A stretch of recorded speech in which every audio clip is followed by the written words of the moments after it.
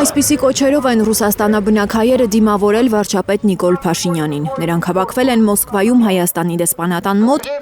բողոքի ցույց արել ի աջակցություն Հայաստանում կալանավորված հոգևորականների եւ մյուս քաղբանտարկյալների։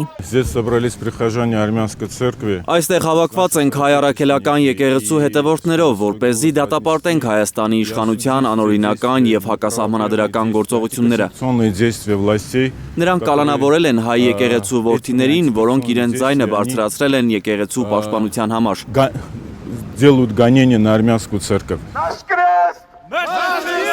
Ցուցարարները բարձրացրել են կալանավորված սրբազանների բարեգործ Սամվել Կարապետյանի նկարները։ Նրանք ուզում են, որ Հայաստանում դադարեն հալածանքները իշխանության քննադատների նկատմամբ։ Մենք հայերս երբեք չենք ապրել այսպիսի ամոթալի ժամանակներ։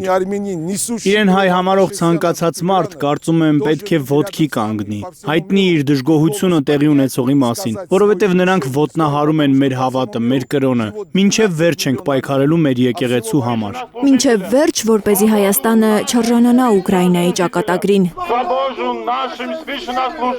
Ձեր կեղտոտ ձեռքերը հեռացրեք եկեղեցուց, ասում են ակցիայի մասնակիցները։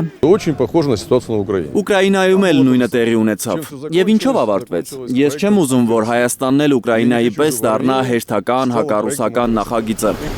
Այս մարդիկ ուզում են, որ Հայաստանում իշխանության գան մարդիկ, որոնք առաջ կտանեն հայ ժողովրդի, ոչ թե թշնամու շահերը։